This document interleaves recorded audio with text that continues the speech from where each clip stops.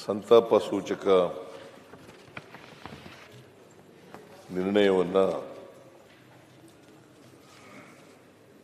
ಮಂಡಿಸಿ ನಿಮ್ಮ ಅಭಿಪ್ರಾಯವನ್ನು ಕೂಡ ವ್ಯಕ್ತ ಮಾಡಿದ್ದೀವಿ. ಈ ಸಂತಾಪ ಸೂಚಕ ನಿರ್ಣಯವನ್ನು ಬೆಂಬಲಿಸಿ ಕೆಲವು ಮಾತುಗಳನ್ನು ಹೇಳಲಿಕ್ಕೆ ಬಯಸ್ತಾ ಇದ್ದೇನೆ. ಮಾಜಿ ಮುಖ್ಯಮಂತ್ರಿಗಳಾಗಿದ್ದಂಥ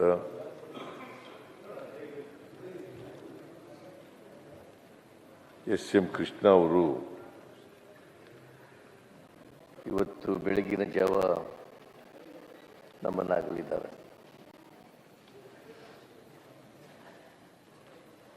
ಅವಳು ಒಬ್ಬ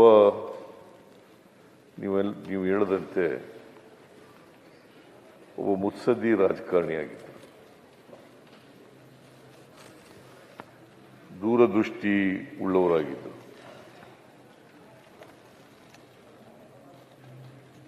ಅವರು ಈ ರಾಜ್ಯದಲ್ಲಿ ಸಾರ್ವಜನಿಕ ಜೀವನದಲ್ಲಿ ಬಹಳ ದೀರ್ಘಕಾಲ ರಾಜಕಾರಣ ಮಾಡಿದ್ದಾರೆ.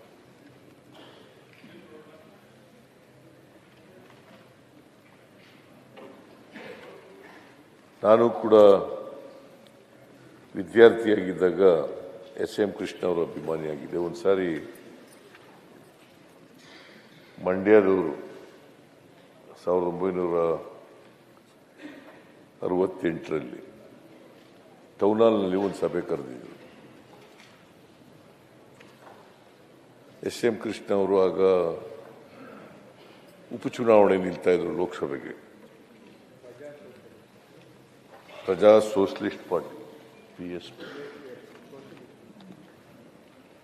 ನಾನು ಆಗ 68ರಲ್ಲಿ BSc ಓದ್ತಾ ಇದ್ದೆ, ಫೈನಲ್ ಇಯರ್ BSc. ನಾನು ಇನ್ನೂ ಆಗ ಸಮಾಜವಾದಿ ಪಾರ್ಟಿ ಸೇರಿರಲಿಲ್ಲ. ಲಾ ಕಾಲೇಜಿಗೆ ಸೇರಿದ ಮೇಲೆ ಸಮಾಜವಾದಿ ಪಾರ್ಟಿ ಸೇರ್ಕೊಂಡದ್ದು ನಾನು. ಆದರೆ PSPಗೆ ಸೇರಿರಲಿಲ್ಲ, SSPಗೆ ಸೇರ್ಕೊಂಡಿದ್ದೆ. ಲೋಹಿಯಾ ಅವ್ರ ಪಾರ್ಟಿಗೆ ಸೇರ್ಕೊಂಡಿದ್ದೆ. ಇವರು 68ರಲ್ಲಿ ಟೌನ್ ಹಾಲ್ನಲ್ಲಿ, ಮೈಸೂರಿನ ಟೌನ್ ಹಾಲ್ನಲ್ಲಿ ಒಂದು ಮಂಡ್ಯ ವಿದ್ಯಾರ್ಥಿಗಳ ಒಕ್ಕೂಟದ ಸಂಘದವರು ಒಂದು ಸಭೆ ಕರೆದಿದ್ರು. ಆ ಸಭೆಯಲ್ಲಿ ನಾನು ಕೂಡ ಭಾಗಿಯಾಗಿದ್ದೆ. ಇವ್ರನ್ನ ಕ್ಯಾಂಡಿಡೇಟ್ ಅಂತೇಳಿ ಡಿಕ್ಲೇರ್ ಆಗಿತ್ತು. ಇವರೇ ಚುನಾವಣೆ ನಿಂತುಕೊಳ್ಳೋದು, ಲೋಕಸಭೆಗೆ ಉಪಚುನಾವಣೆ ಅದೊಂದು. ಆ ಚುನಾವಣೆ ನಿಂತುಕೊಳ್ಳೋದು ಅಂತಾಗಿದ್ರು. ಆಗ ವಿದ್ಯಾರ್ಥಿಗಳೆಲ್ಲ ನಾವೆಲ್ಲರೂ ಕೂಡ ಎಸ್.ಎಂ. ಕೃಷ್ಣ ಅವರಿಗೆ, ಮಂಡ್ಯ ಜಿಲ್ಲಾ ವಿದ್ಯಾರ್ಥಿ ಬಳಗ ಮತ್ತು ನಾವೆಲ್ಲ ಮೈಸೂರಿನವರು, ನಾವೆಲ್ಲರೂ ಕೂಡ ಬೆಂಬಲಿಸಿದ್ರು. ಇವರು ಸ್ವತಂತ್ರವಾಗಿ 1962ರಲ್ಲೇ ವಿಧಾನಸಭೆಗೆ ಸ್ಪರ್ಧೆ ಮಾಡಿದರು. ಸ್ವತಂತ್ರ ಅಭ್ಯರ್ಥಿಯಾಗಿ ಸ್ಪರ್ಧೆ ಮಾಡಿದರು 62ರಲ್ಲಿ. ಆಮೇಲೆ 68ರಲ್ಲಿ ಲೋಕಸಭೆಗೆ ಸ್ಪರ್ಧೆ ಆದರು. 3 ಸಾರಿ ಲೋಕಸಭೆ ಸದಸ್ಯರಾಗಿದ್ದರು.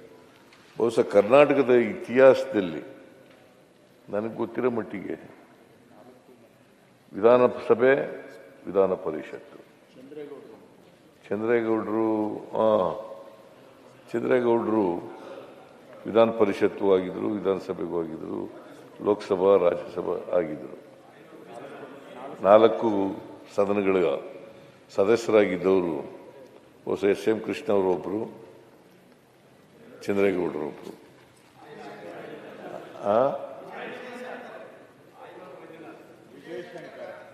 ವಿಜಯಶಂಕರ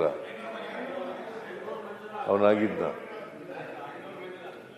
ಹೆಚ್ಚಿನ ವಿಡಿಯೋಗಳಿಗೆ ಪ್ರತಿಧ್ವನಿ ಯೂಟ್ಯೂಬ್ ಚಾನೆಲ್ ಸಬ್ಸ್ಕ್ರೈಬ್ ಮಾಡಿ, ಬೆಲ್ ಐಕಾನ್ ಕ್ಲಿಕ್ ಮಾಡಿ.